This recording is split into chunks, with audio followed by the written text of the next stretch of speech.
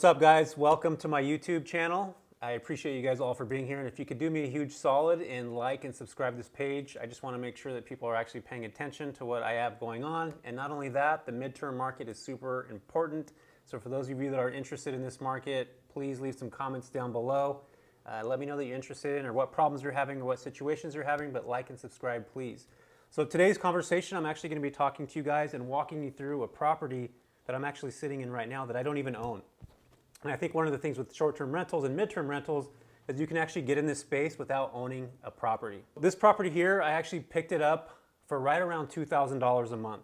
And in the market that I'm actually in right now, and this is Turlock, California, the space here would normally rent for about $1,500. So you're probably asking yourself, why the heck are you paying an extra $500? All this furniture that you see in this property, the owners actually left this for me to arbitrage the place. I'll try to be a little more careful. What do you think? You whipping out on me? Just this is a little bit heavy, that's all.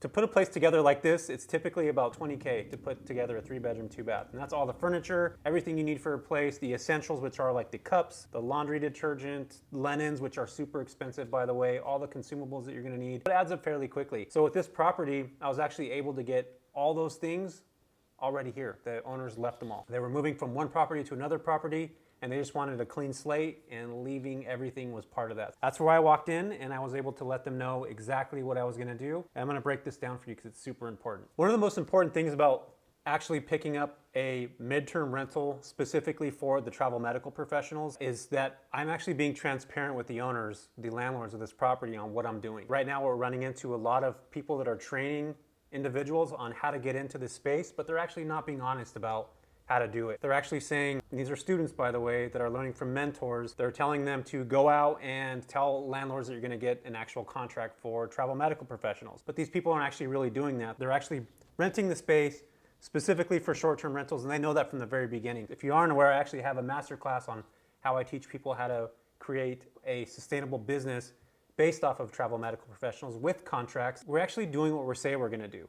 So by me explaining the situation to these landlords, there's one of 3 things that I did. The first one is in building trust with the actual owner. If I say that I'm gonna have contracts, that I'm working with actual travel medical nurses and agencies, and I'm telling the landlord that, then I better freaking follow through on that stuff. Because landlords wanna know who's coming into their place. Even though I'm technically subleasing their place out, they wanna know who's coming in, they wanna know how often they're coming in, and that's where that trust situation comes into place. So for me, in order to build an ethical relationship with your landlord, be transparent. Tell them exactly what you're gonna do. In this case, that's what I did. The second thing that's really important is making sure that you're close proximity to a hospital. I am probably only about a 5-minute drive from Emmanuel Medical Center, which is right up the road. And that is important because a nurse can only pick up and drive X amount of minutes away, or in this particular place, they can ride a bike down the road. And what's cool about this property, which is also important when you're looking for a space, is that it's literally a few minutes from downtown.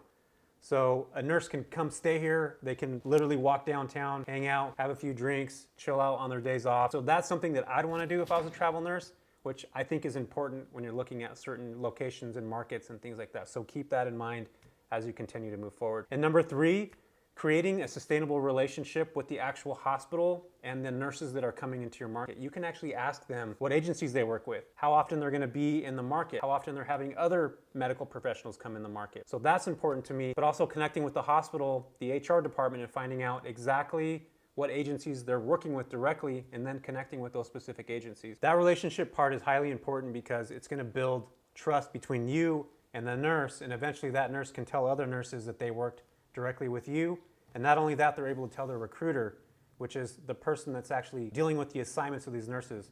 So that's super important to me. But that's one of the biggest things. Without actually owning a property, you can rent an arbitrage. If you say what you're gonna do, you actually really follow through with it. So the reason why I actually ended up picking this place and actually picking it up for an arbitrage was not just because the furniture was here. It's what I was talking about a second ago. It being very close proximity to the downtown space, which again, if you're coming into Turlock, California, there's not really much to do.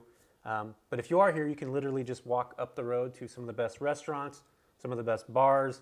The city's done a fantastic job with the downtown area over the last several years, so it's becoming more of a space to be. And in this little desert type town that we live in, there's not really much to do literally at all. So as a nurse being here, I would want to go and stay and go hang out and be close to the downtown proximity. One of the other things about this property is that it has a lot of character to it. And as you guys will probably see in this video here shortly, you'll see that the space has a lot of style put together in it. It's got really nice lighting. So the natural lighting in here is really good. It has a desk put together for a nurse that has any work that they need to do. There's a comfortable living space with the couch that fits about 4 people. And there's 3 bedrooms in this house, so that nurses that are traveling together actually have options of coming in a group and actually having 3 other nurses that are staying with them. So that helps you actually build more income than if you just had a 1 bedroom. That's one of the other things that I look at. Larger spaces are usually better for me. I niche down or niche down, whatever. Is that even the right way to say that, niche? Who even came up with that word niche? Like seriously, that's the worst word. Alrighty then. Anyway, actually that's not that bad, dude, is it? Anyway, screw the word niche. This place is cool in the sense that when you walk in, you feel like you're not in Turlock. And as you guys can see from the photos, it is put together pretty well. Kudos to the person that lived here before for actually taking the time and leaving some of this cool furniture with me. But again, if you look at the space, it's very unique. The kitchen is cool. It has an old vibe to it that's from the 50s. I think this house was actually built in the 50s, so it still has that style to it. It still has that feel, but it's been completely redone to today's standards, so it feels like an old home, but it's obviously rebuilt, which is also another really important thing to me when I look at properties. I like to have very unique spaces. And I'm actually gonna make a video about putting together unique spaces on your own and finding specific properties that fit that niche, and that's gonna be in another video to come. Let's talk about the pros and cons of arbitraging property. So for me, I'd rather own property, and no offense to everybody that arbitrages, but I'd rather have a piece of property that I can actually build equity on, that I can have cash flow, which obviously comes from arbitrage too. But again, the reason why I took this space is because it was just too good to pass. The furniture alone would have been $20K for me to take care of. And if you look at the $500 I'm paying extra for this furniture a month over the next year, what is the math on that?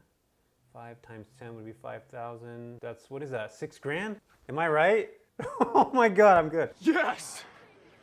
That's awesome! I actually know how to do math, you guys. Thank you for bringing that up. Anyway, so just me on the furniture alone, I'm saving money. I am paying obviously the extra $500, but for me, that was a pro. Another thing about arbitraging property is that you can do this relatively quick. And one of the best things about this is that if you're open and transparent with the landlord, those landlords typically own more than 1 property. And guess what that actually means for you?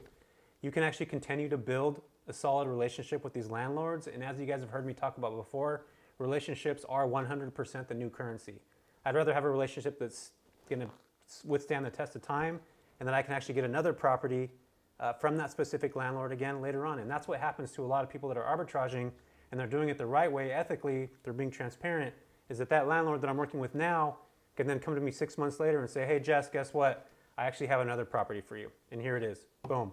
So not only do I get this property now, I'm taking care of it, they can come in here anytime they want and see how clean it is, because we have cleaners that will come in here and clean it and take care of it. It's not like the wear and tear you would typically get from a long-term tenant. So for me, those are highly important. So the cons on arbitraging is, again, what everybody typically knows from this is a landlord can pull you out of the property any moment, even though you do have a lease. You're never sure what can potentially happen. They can say, hey, we're gonna sell the space. And guess what? You gotta pivot your model. And then number 2, you're not getting equity on the property that you actually bought.